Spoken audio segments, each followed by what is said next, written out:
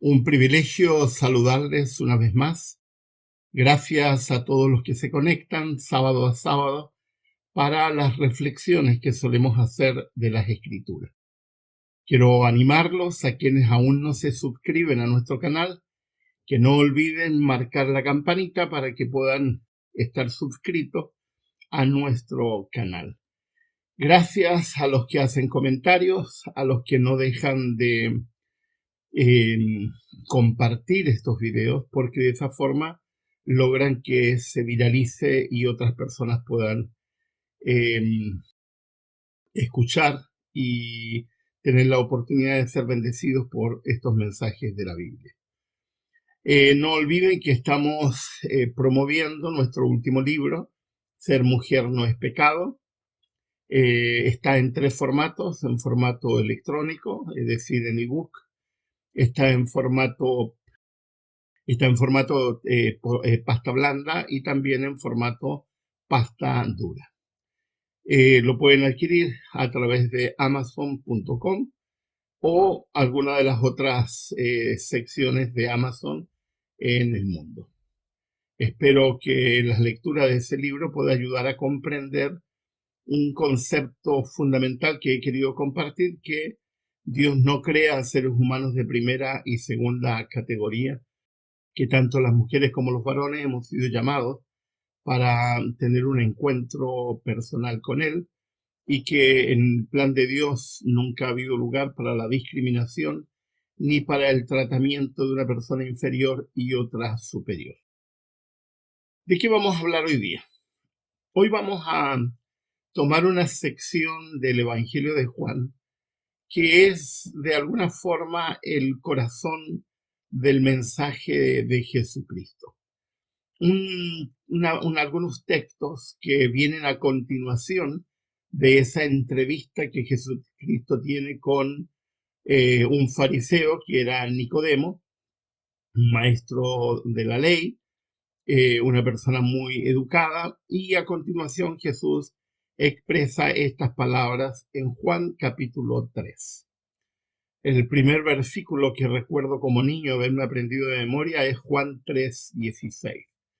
Mi tío Guillermo, que era el pastor de la primera iglesia bautista de la ciudad donde me crié, nos hizo aprender a todos los niños embajadores del rey este texto, y lo repetíamos una y otra vez. Y él solía decirnos: no olviden este texto porque es el evangelio en cápsula. Y tiene razón. ¿Qué dice Juan 3:16? Porque tanto amó Dios al mundo que dio a su Hijo unigénito, para que todo el que cree en Él no se pierda, sino que tenga vida eterna.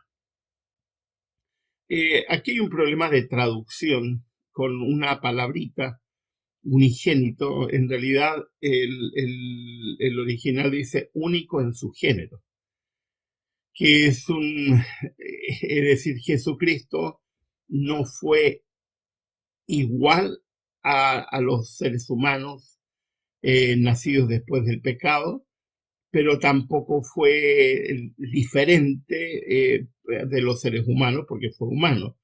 Es único en su género. ¿Por qué? Porque nació sin tendencia al mal. ¿Cuál es el mensaje de este texto? Dios amó tanto a la humanidad, Dios ha amado tanto a los seres humanos, que dio a su Hijo único en su género, para que todo aquel que crea en Él no se pierda, sino que tenga vida eterna. La condición de salvación es creer. Lamentablemente, en la historia del cristianismo se han inventado tantas teologías distorsionadas que hacen que la gente no entienda que es tan sencilla la salvación. La salvación solo es creer en Jesucristo, creer que Jesús ha hecho por mí lo que yo no soy capaz de hacer por mí mismo, y se acabó. No hay más. Cuando le agrego algo más, estoy renunciando a lo que Jesús ha hecho, lo que Jesús ha sido. Es lamentable cómo tantos cristianos no creen realmente en el plan de salvación y le agregan un pero hay que, y le agregan justificación por obra, cosas que hay que hacer para ganar el favor de Dios. Y no hay nada que hacer para ganar el favor de Dios. Lo único que nos hace aptos para obtener la vida eterna es creer. Creer. ¿Creer en quién? En Jesucristo, único en su género, el único que nació sin tendencia al mal, y el, aparte de Adán, obviamente, y de Eva, y que llegó a ser lo que fue simplemente por único en su género, Jesucristo, el único que tiene la potestad y la posibilidad de dar su vida. Luego en el versículo 17 dice, Dios no envió a su Hijo al mundo para condenar al mundo, sino para salvarlo por medio de él. Jesucristo no viene a condenar. Y es pero espeluznante escuchar a algunos cristianos que han utilizado y que utilizan la figura de Jesús precisamente para hacer algo que Jesús no vino a hacer. Jesús no condena, no vino a condenar a nadie. Jesús vino a salvar por medio de su encarnación a todo aquel que en él crea. No hay condena en Jesucristo. Cuando nosotros condenamos a otros utilizando la figura de Jesucristo y utilizando a Jesús como excusa para condenar, no estamos entendiendo. Me resulta pero fastidioso leer cómo tanta gente cristiana, usando el nombre de Jesucristo como excusa, condena, fustiga, señala a otras personas, especialmente ligados a doctrinas, como si nos salváramos por creer doctrinas. No nos salvamos por creer doctrinas. Nadie se salva por creer un determinado compendio de doctrinas. Nos salvamos única y exclusivamente por creer en Jesucristo. Todo el resto es secundario. Versículo 18 vuelve a reafirmar lo mismo que ha dicho en el versículo 16, pero con palabras distintas. El que cree en él no es condenado, pero el que no cree ya está condenado por no haber creído en el nombre del Hijo unigénito de Dios. En otras palabras, ¿qué es lo que te condena? No te condena tu conducta, no te condena tu naturaleza pecaminosa, te condena el que creas o no creas. Es decir, te condena el elegir no creer. Pero si elijo creer, no soy condenado. Lo dice claramente Juan por inspiración divina.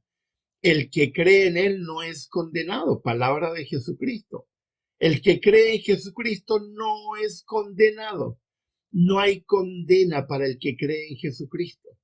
Y vienen algunos legalistas que abundan, pero que está plagado de legalismo el cristianismo, y dicen, sí, pero no es suficiente creer. Tienes que demostrar. ¿Demostrar qué? Si no importa qué haga, los seres humanos no seremos justos nunca. Nunca. Y yo quiero ser fehaciente. Nunca. Solo cuando Jesucristo viene, 1 Corintios capítulo 15, lo mortal es vestido de inmortalidad y lo corrupto de incorrupción. Solamente en ese instante. Mientras tanto, somos nominalmente aceptados por Dios en virtud de Jesucristo, que ha muerto por nosotros, que se ha encarnado por nosotros, y su justicia, su bondad, su perfección se nos atribuye a nosotros que creemos en él. Y el que cree no es condenado. Y punto. Si alguien le agrega algo más a ese mensaje, está destruyendo el Evangelio y está confundiendo el sentido del Evangelio. Versículo 19. Sigue Jesucristo en la misma línea de pensamiento. Esta es la causa de la condenación, que la luz vino al mundo, pero la humanidad prefirió las tinieblas a la luz, porque sus hechos eran perversos. Le está hablando en ese caso a los judíos. Vino Jesús para, para mostrar la verdadera naturaleza del carácter de Dios. Vino Jesús, como dice Hebreos capítulo 1, a revelar al Padre, a mostrar la naturaleza de Dios. Vino la luz y decidieron rechazarlo. ¿Por qué? Porque Jesús no encajaba dentro de su plan doctrinal, porque Jesús no encajaba dentro de los prejuicios y estereotipos religiosos que los judíos tenían, porque Jesús no encajaba dentro de su visión de justificación propia, de justificación por obra. Lo mismo que ocurre hoy con cientos y cientos de cristianos, donde esta imagen de un Jesucristo que da todo por ti, lo único que espera es que creas, no calza, porque sus prejuicios, sus estereotipos, los tienen cegados en las tinieblas y no logran ver la sencillez del Evangelio. ¿Cuál es la causa de la condenación? Tienen la luz al frente y deciden guiarse por las tinieblas.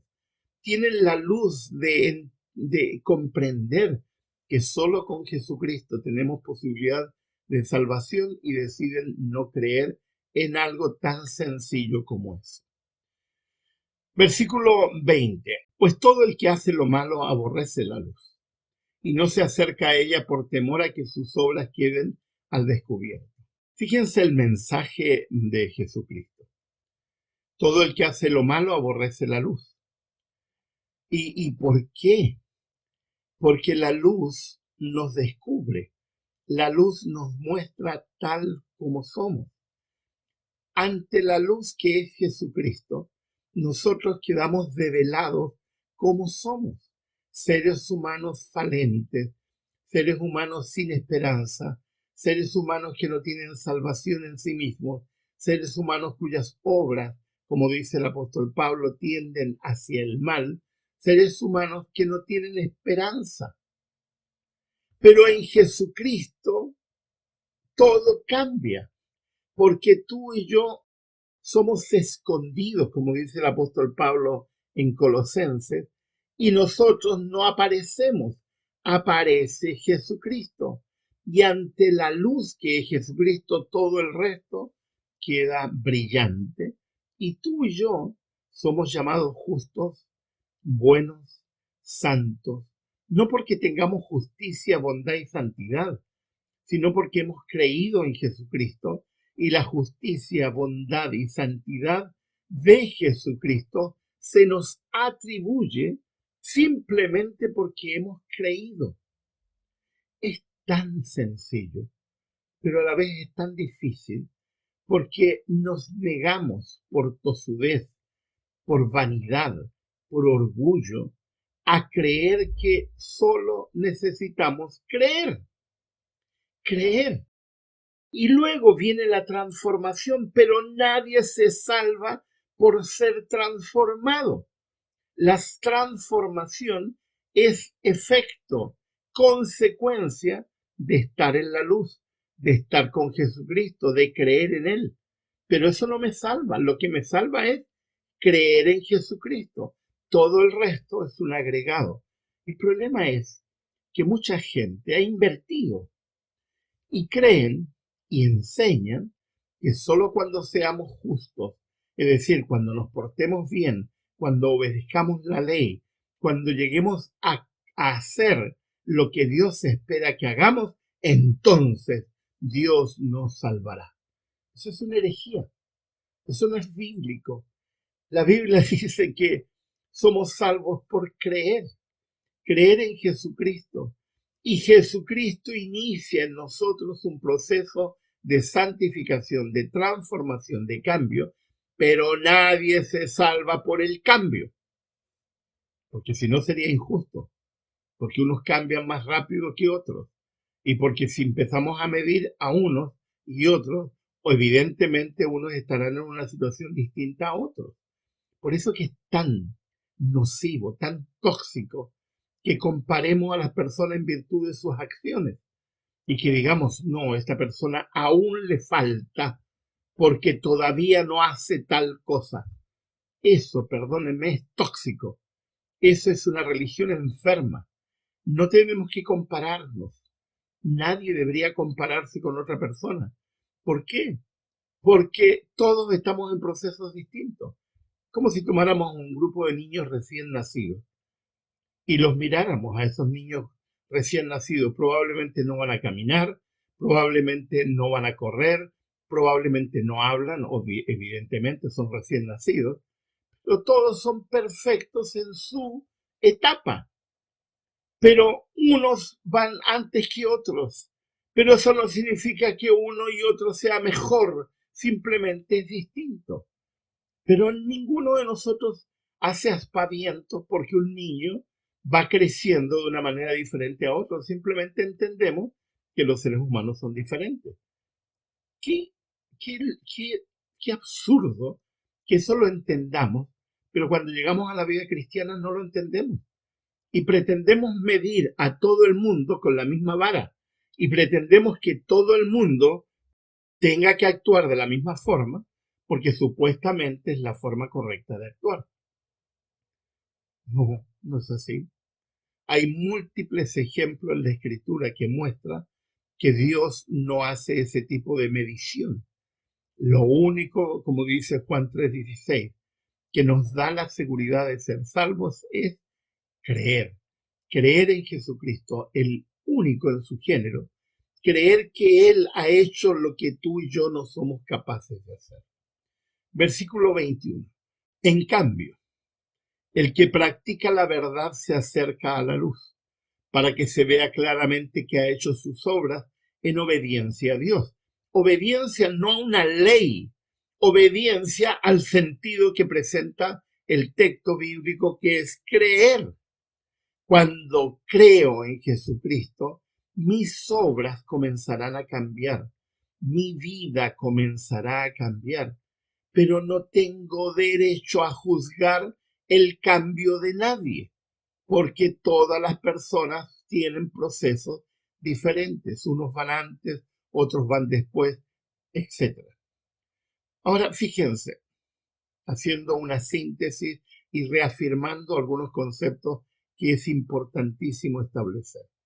Aquí Jesucristo utiliza un lenguaje que los lectores de Juan lo entienden claramente porque están viviendo situaciones muy difíciles, especialmente en distorsión del cristianismo que ya se vivía a fines del primer siglo, porque hay ideas que no son nuevas, hay ideas que son tan antiguas como el siglo primero.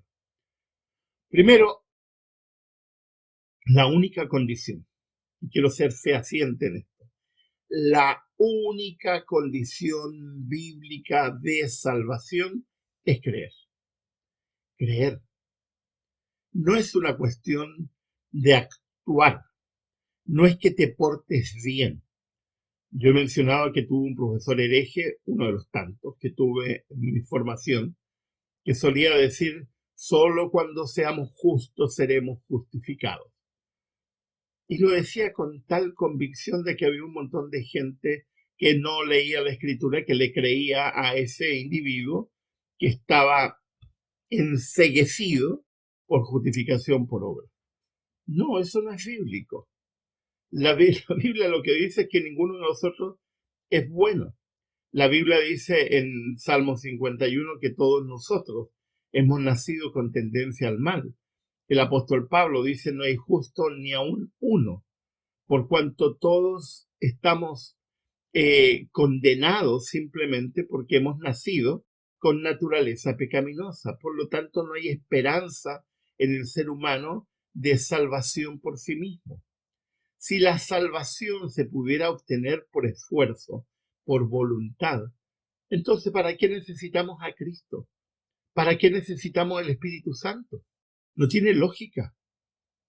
El Espíritu Santo lo necesitamos porque sin el Espíritu Santo no podríamos nosotros aferrarnos a la promesa de creer en Jesucristo como único garante de nuestra salvación.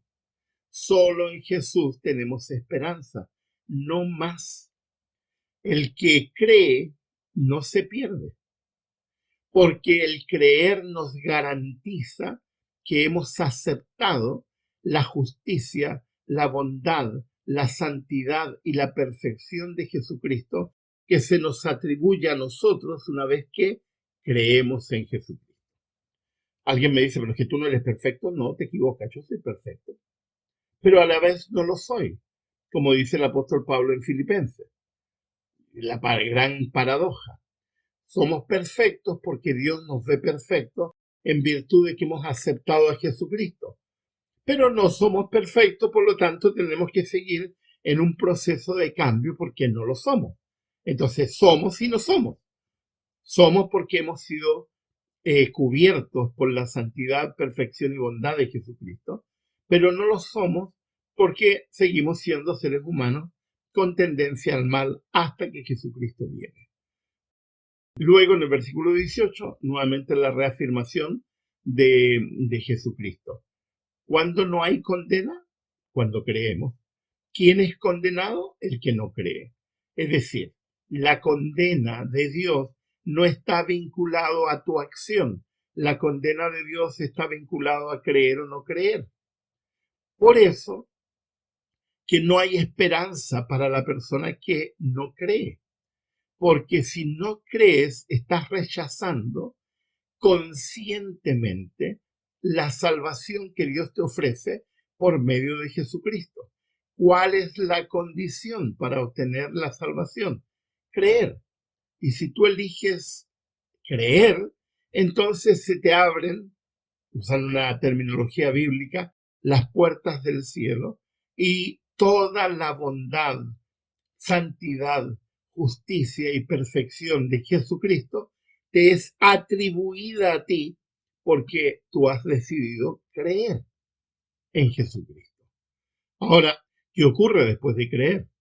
Se produce un cambio. Empiezan acciones buenas. Empezamos a cambiar. Se produce una transformación por efecto del Espíritu Santo obrando en nosotros. Pero esa transformación no es lo que nos provee la salvación.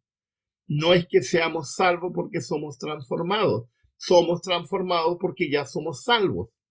No es que nosotros aspiramos a convertirnos en perfectos para ser salvos. Somos salvos y somos perfectos y por eso, por virtud de Jesucristo que nos llama salvos y perfectos, empieza una transformación y un cambio que va mostrando a otros que ha habido un cambio, valga la redundancia, producto de nuestro encuentro personal con Jesucristo. Y punto. Pero ese cambio, vuelvo a insistir, no es garantía de salvación. La única garantía de salvación es creer en Jesucristo. Todo esto parece una especie de trabalengua, pero lamentablemente caemos en eso simplemente porque los legalistas, los perfeccionistas, aquellos que les cuesta enormemente aceptar la sencillez del Evangelio, enredan las cosas. La única condición de salvación es creer en Jesucristo. Repitamos ese texto hermoso. Porque tanto amó Dios al mundo, que ha dado a su Hijo unigénito, para que todo el que cree en Él no se pierda, sino que tenga vida eterna. ¿Crees en Jesucristo? Se acabó. Porque si crees en Jesucristo, tienes todo para ganar. Todo. Tienes el cielo a tu favor. Porque creer en Jesucristo es lo que nos garantiza la vida eterna. Y todo lo que viene a continuación, el cambio y la transformación, es un plus, que no es condición de salvación, es efecto de la salvación. Es efecto de que ya conoces a Jesucristo y es efecto de que has aceptado y creído en Jesucristo.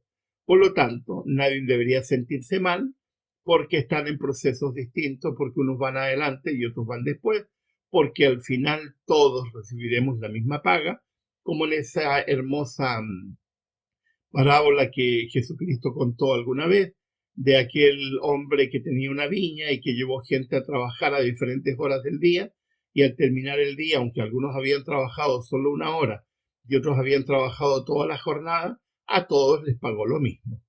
¿Por qué? Porque aquí no se trata de cuán bueno eres ni cuánto cambio se ha producido, sino que has creído, y todo aquel que ha creído contará con la bendición de la vida eterna.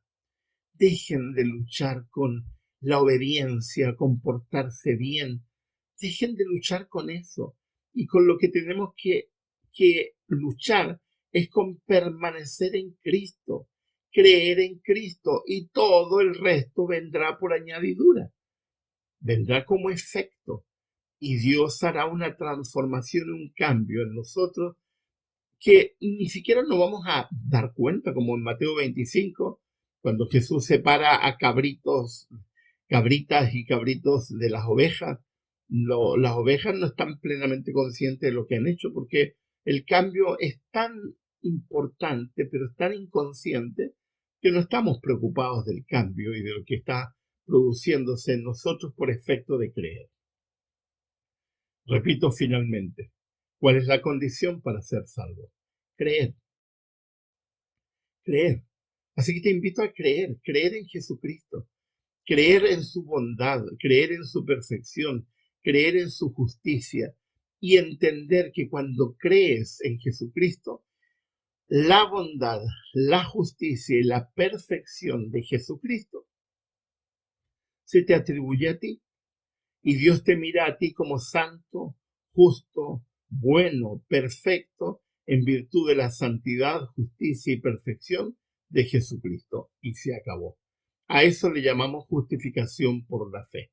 Somos justificados, es decir, llamados justos, porque hemos creído en Jesucristo. Todo el resto es transformación, pero nadie es salvo por la transformación, sino por creer en Jesucristo. Les invito a creer, les invito a confiar en Jesús, no en leyes, ni en normas, ni en obediencia, no, solo en Jesucristo, creer en Jesucristo. Y Él, por medio de la acción del Espíritu Santo, produce el cambio que nos hace distintos. Que Dios les bendiga, que el Señor les acompañe, que su paz y su bendición estén con nosotros. Los quiero invitar para la próxima semana a otra reflexión a partir de las Sagradas Escrituras. Que el Señor les bendiga. Les ha hablado el pastor Miguel Ángel Núñez.